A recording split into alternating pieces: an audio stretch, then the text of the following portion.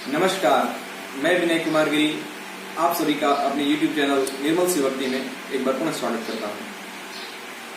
लेकिन जो लोग मेरे चैनल को पहली बार देख रहे हैं वो चैनल को सब्सक्राइब कर दें और बेल आइकन को प्रेस कर दें ताकि आगे आने वाले वीडियोस की नोटिफिकेशन आप सभी को समय पर मिलती रहे। आज हमारी चर्चा का विषय है काशी विश्वनाथ। तो आइए शुरू करते हैं।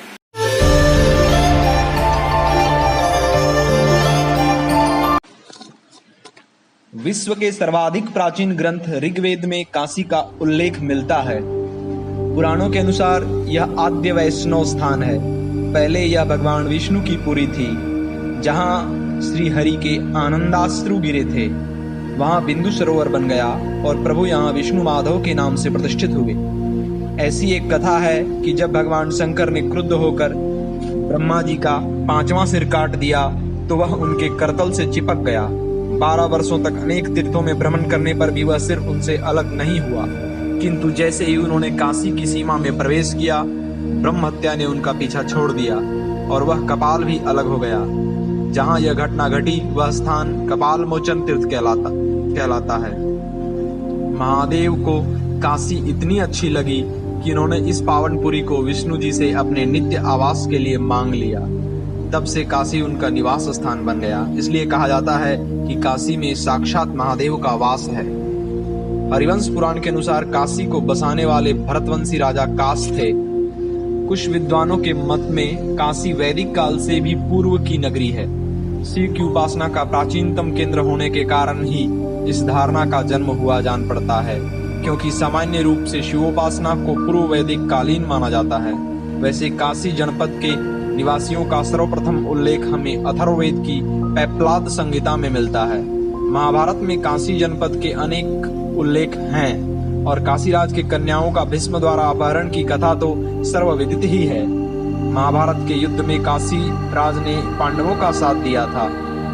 काशी और वहां प्रचलित शिवोपासना का उल्लेख महाभारत में भी है। कहा जाता है वाराणसी नाम वरुणा और 80 नदियों पर इस नगरी की स्थिति होने से पड़ा है। भारतीय इतिहास के मध्य युग में मुसलमानों के आक्रमण के पश्चात उस समय के अन्य सांस्कृतिक केंद्रों की भांति काशी को भी दुर्दिन देखना पड़ा। मुगल सम्राट अकबर ने हिंदू धर्म की प्राचीन परंपराओं के प्रति जो उदारता और अनुराग दिखाया, उसकी प्रेरणा पाकर भारतीय संस्कृति की धारा जो बीच के कालखंड में कुछ क्षीण हो चली थी, पुनः वेगवती हो गई और उसने तुलसीदास, मधुसूदन सरस्वती और पंडित राज जगन्नाथ जैसे महाकवियों और पंडितों को जन्म दिया एवं काशी पुनः अपने प्राचीन गौरव की अधिकारिणी बन गई। किंतु शीघ्र ही इतिहास के अनेक उलटफेरों को देखने वाली इस नगरी को औरंगजेब की धर्मांधता का शिकार बनना पड़ा।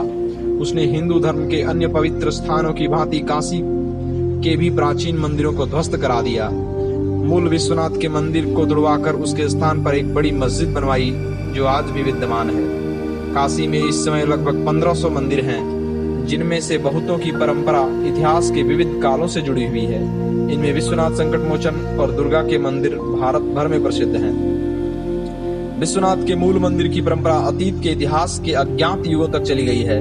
वर्तमान मंदिर अधिक प्राचीन नहीं है। इसके शिखर पर महाराजा रंजीत सिंह ने सोने के परत चढ़वा दिए थे। संकट मोचन मंदिर की स्थापना गोस्वामी तुलसीदास ने की थी। दुर्गा के मंदिर को 17वीं सदी में मराठों ने बनवाया था। प्रसिद्ध घाटों में दशाश्वमेध, मणिकर्णिका, हरिश्चंद्र और तुलसी घाट की गिनती की जा सकती है। काशी विश्वनाथ 12 ज्योतिर्लिंगों में से एक है। यह मंदिर पिछले कई हजार वर्षों से वाराणसी में स्थित है। काशी विश्वनाथ का हिंदू धर्म में विशिष्ट स्थान है।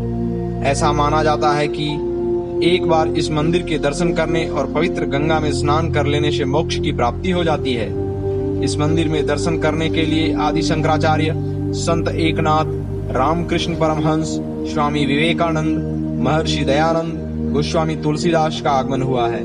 महाशिवरात्रि की मध्यरात्रि में प्रमुख मंदिरों से भव्य शोभा यात्रा ढोल नगाड़े इत्यादि के साथ बाबा विश्वनाथ जी के मंदिर तक जाती है। सर्वतीर्थमयी एवं सर्वसंताप हारिणी मोक्षदायिनी काशी की महिमा ऐसी है कि यहाँ प्राण त्याग करने से ही मुक्ति मिल जाती है।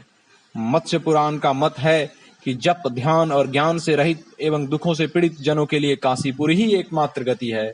ओम नमः शिवाय।